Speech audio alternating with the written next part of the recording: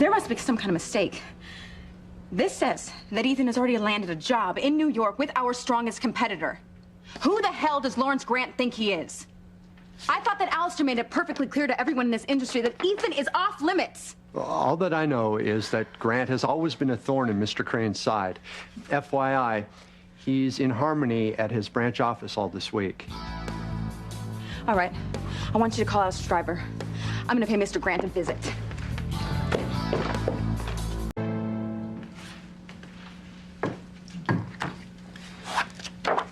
Thank you, Gracie. Well, you made excellent time, Mrs. Crane. Do sit down. First of all, let me extend my deepest sympathies regarding Alistair. It must be devastating for you. Not really. My husband's really getting a small dose of just what he deserves. And we're all hoping that he never makes it out of the hospital. I see. But I must say I find your honesty quite refreshing. The truth is, I've rather been hoping I would never have to deal with your husband again myself. He has undercut my company in innumerable ways for years. Well, isn't that what business competitors do? Yes, but in Alistair's case, it was never about healthy competition. More like a blood sport. That sounds like him. So, how may I help you? Well, you've hired Ethan Winthrop. Yes, in fact, he's due to start in our New York office at the beginning of the week. I'm looking forward to it. Don't. I want you to rescind your job offer. Well, I'm not going to do that. And if that was your only reason for coming here, then you've wasted your time. Good day. You do know I'm acting CEO of Crane Industries. How could I not? It was the lead story in this morning's Wall Street Journal. Then I'm going to ask you to reconsider your answer to me just now. Let me tell you something, Ms. Crane. All of my professional life, I've had to kowtow to the wishes of your megalomaniacal husband. I've had to think and rethink every deal I wanted to close. I've had to hire extra security just to stay one step ahead of Alistair's hired gun industrial spies. I've even had to carefully monitor my own personal life just to make sure I didn't give him anything he could possibly use to blackmail me. Do you have any idea what that's like? Having Alistair Crane's shadow hovering over you all the time, just waiting for a chance to do harm to you and your company. Better your company, Mr. Grant, than your person. Nobody knows better than I just how despicable Alistair is. He's ruined my life, and he's ruined the lives of my friends and my family, and I hate him with every cell in my body. Well, then you'll understand why I'm jumping at a chance to sever any and all ties with Crane Industries. Never again will they control or oversee a move I make, either personally or professionally. And hiring Ethan Winthrop away from Crane was nothing short than delayed and much-deserved justice. Our meeting is over. And don't call me. And I have no intention of ever calling you. You'll have to excuse me. I have work to do.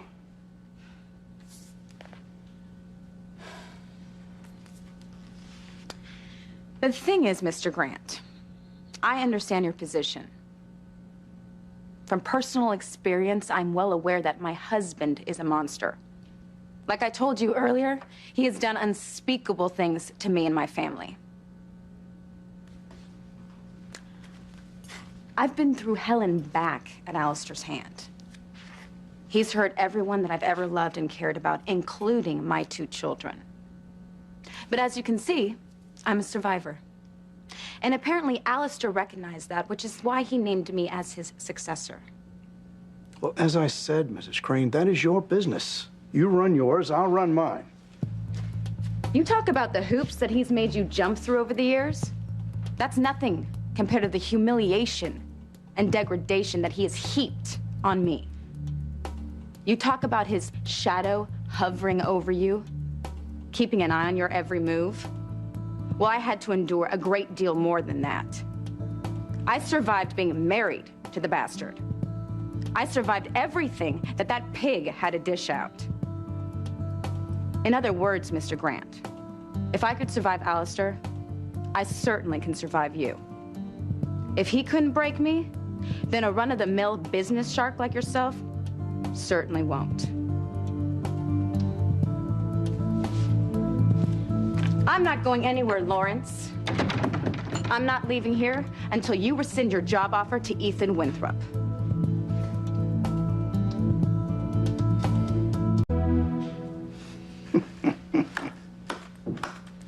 Bravo. Or should I say brava. Most impressive. Excuse me? From what I understand, you've only been married to Alistair Crane a few months. You must be a very quick study. Among other things.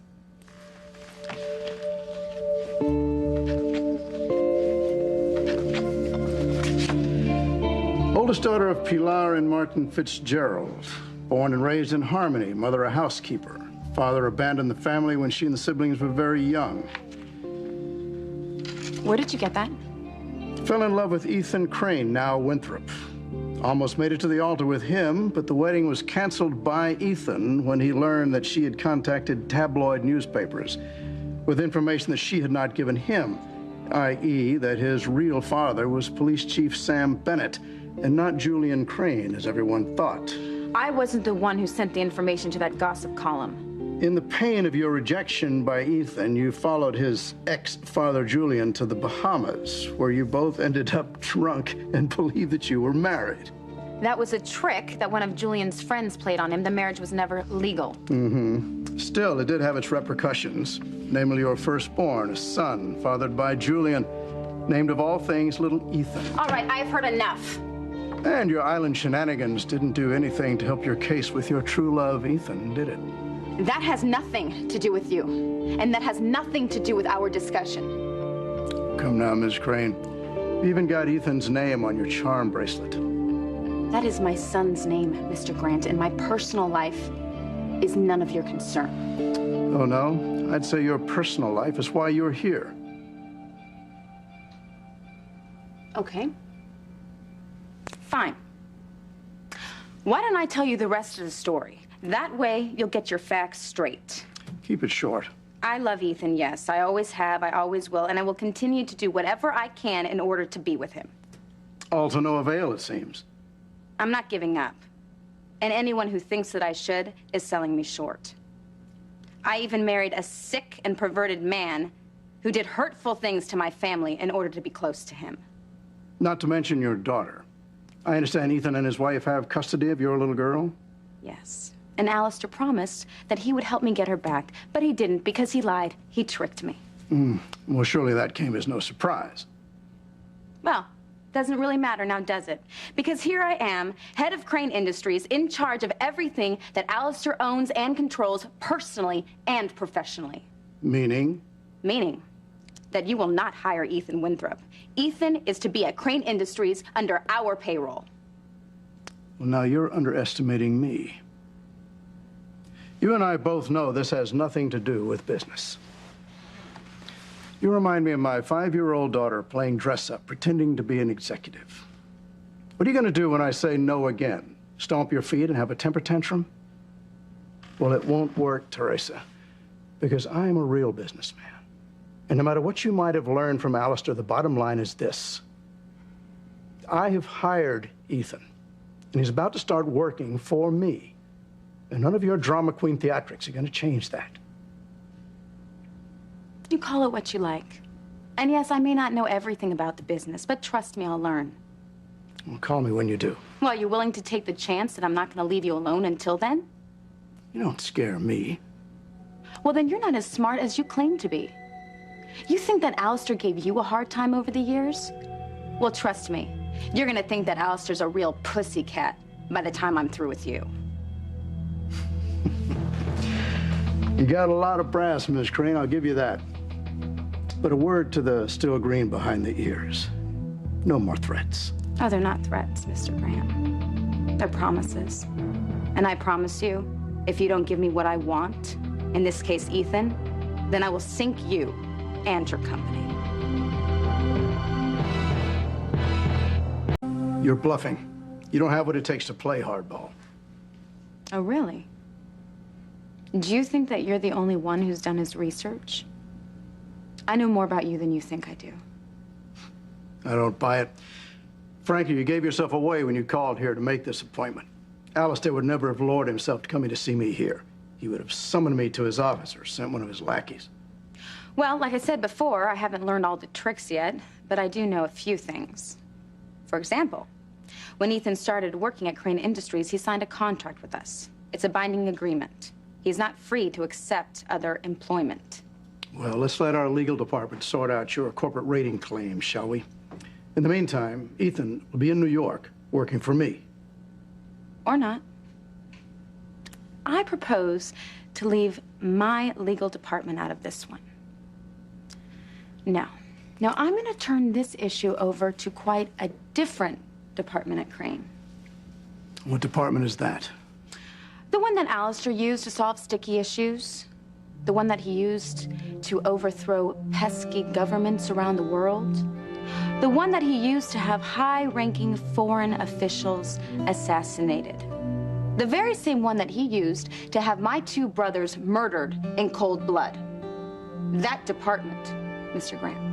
Well, those are the tactics of a cold-blooded monster, Teresa. Not a nice Catholic girl who was raised knowing right from wrong. Well, you've heard of the separation of church and state, Mr. Grant. I believe in the separation of business and church. Although, you'll probably be seeking solace in one by the time I'm through with you. Surely you realize that you are not Alistair. Just because you are in charge of Crane for the moment does not give you the authority to use that same evil power.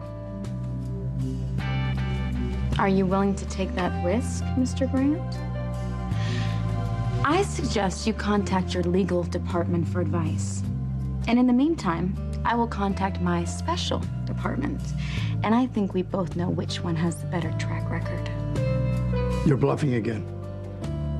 That's your gamble to take, Mr. Grant. Now, since you obviously have done your research on me, I would suggest that you read through it more carefully. After everything that Alistair has taken from me and from my family, I've got nothing left to lose. It is about time that I've been given the power to get what I want, and you damn well better believe I'm going to use it all. But I want Ethan to work here for me in Harmony and not for you in New York. It's your choice, Mr. Grant. Either you call Ethan and tell him that your job opening has been filled, or I turn Alistair's special department loose on you and yours. Any way they see fit. Do you still think I'm bluffing, Mr. Grant? I may not know much about business, but I have learned from the most ruthless, power-mad executive in this world. I know the full extent of the Crane name and power, and you damn well better believe I'm going to use it all to sink you. So, if your business means anything to you, if you feel the least bit responsible to your family and your shareholders, don't go to the mat on this.